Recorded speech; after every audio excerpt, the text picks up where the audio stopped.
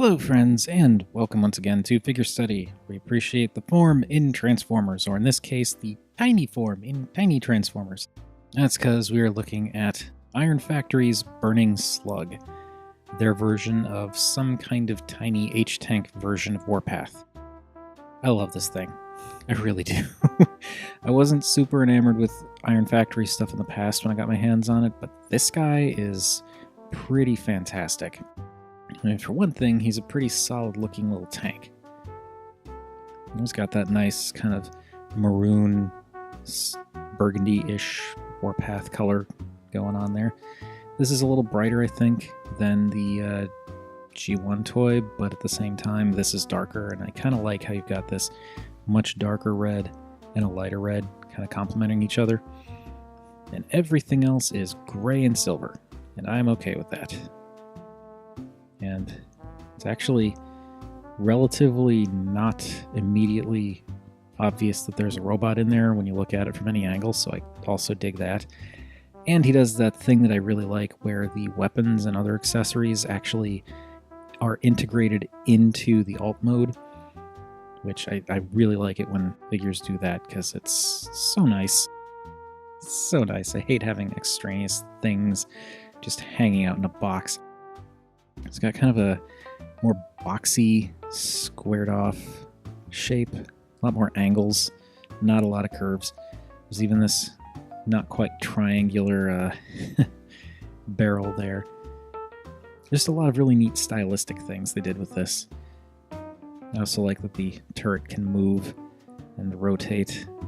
Kind of lift it up a little bit to get it to go all the way around, but still I like that it can do that.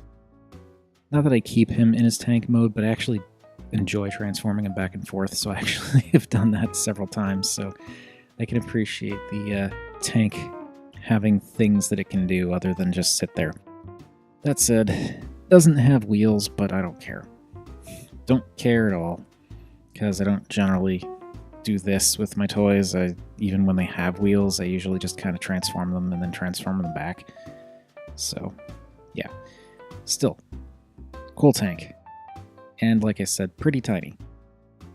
For example, here he is with a Power of the Primes Deluxe, and yeah, he's definitely smaller. I don't know that you could necessarily call this Legends scale. Let me get Samus out of the way here, because it's a bit big, I think, for Legends, but definitely smaller than a Deluxe. And we'll see more of that when we get to the robot mode, but yeah, I appreciate how tiny this is. For another more recent comparison, here he is with Legends Beachcomber from Power of the Primes, and this is where I get the little bit larger than a Legends idea from, because he's definitely a little bit beefier than Beachcomber here. Same goes for Power Glide, and it's interesting, like you'd think that Power Glide and Warpath would have a similar shade of red, but nope, they totally don't.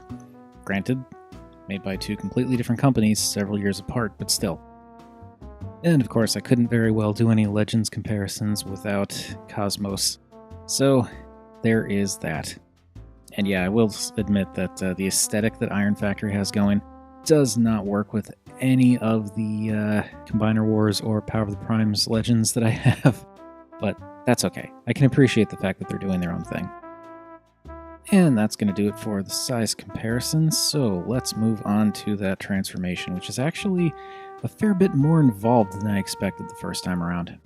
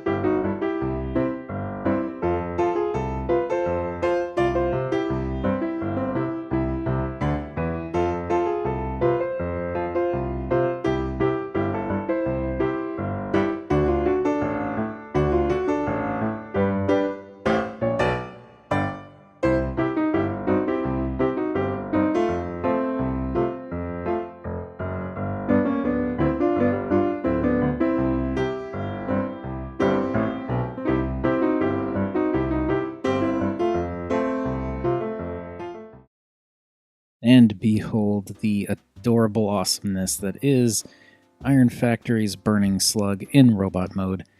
I love this thing. I already said that, but I really do. It's very Warpath.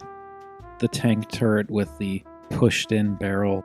I mean, the tank turret for a chest is just so him. Also, that maroon burgundy-ish color scheme. It's so wonderful. I really, really love this. And at this size, it's amazing what they were able to pull off with things like the different pieces that fill out different parts of the tank, folding up and becoming a gun. Not that he needs it, but still. And the bits filling out the back, coming apart to make rocket launchers. And I love that you can angle this up a bit to make them more visible from the front. That's so cool. And you can pop them off and like put them on his arms and stuff like that. But this is the configuration that I find I prefer the most. I love this. I love this so much. Colors are great. The silhouette is kind of unique, but at the same time, he still hits the very important key Warpath notes, like the turret chest and the tank tread feet. And that head is very Warpath with like that weird kind of boxy halo in the back. And the flat mouth plate with like the little lines coming in from the sides. And those eyes are really nice. Like, I haven't been able to get this close a look at them before, but I really like the paint they did on there, and that is some tiny, tiny paint.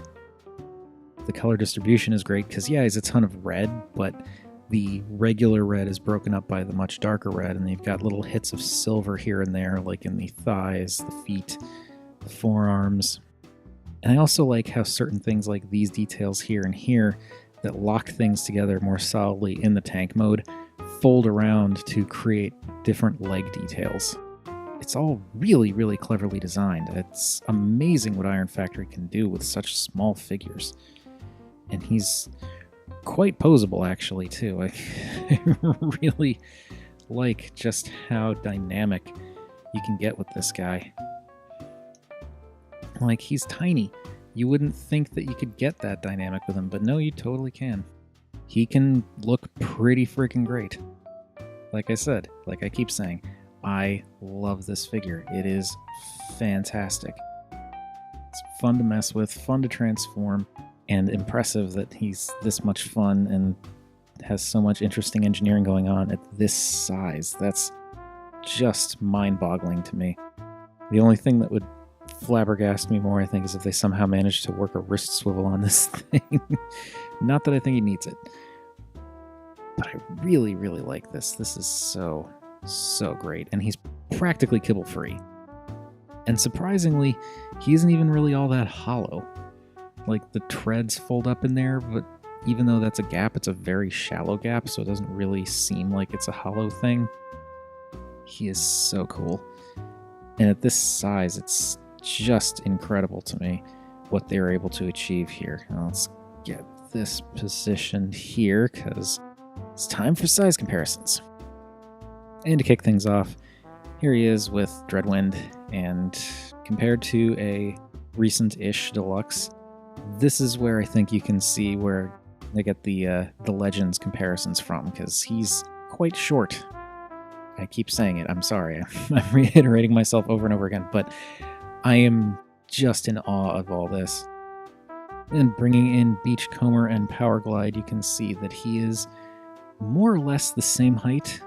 So height-wise, I think he definitely qualifies as a Legends, though bulk-wise, he's a bit thicker and a bit denser. He definitely feels weightier than either Beachcomber or Powerglide.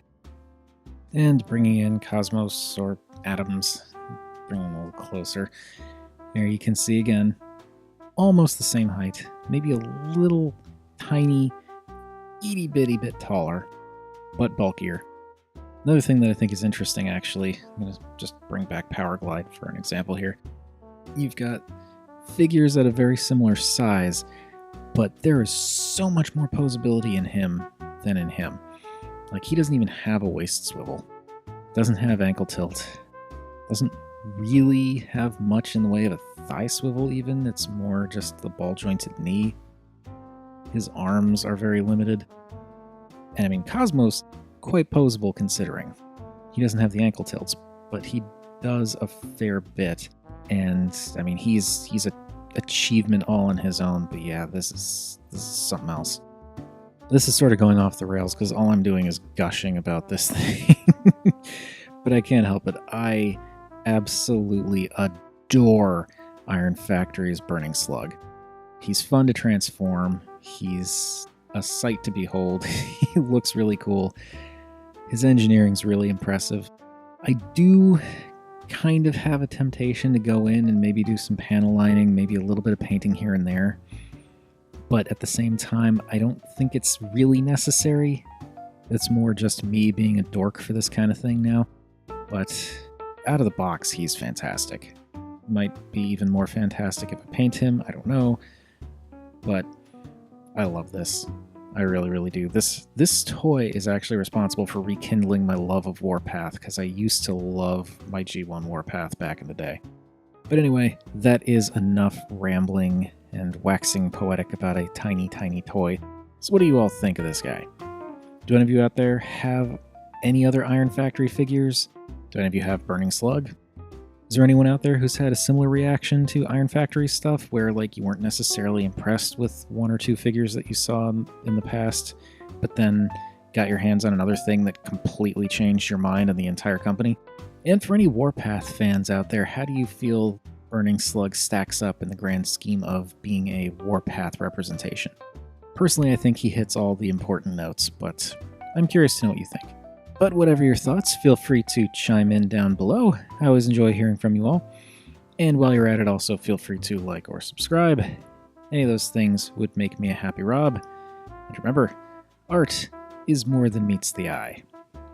And it's also tiny. I mean, look at this. It's like my finger is just about as long as this guy is tall. That's... Anyway, I'm done.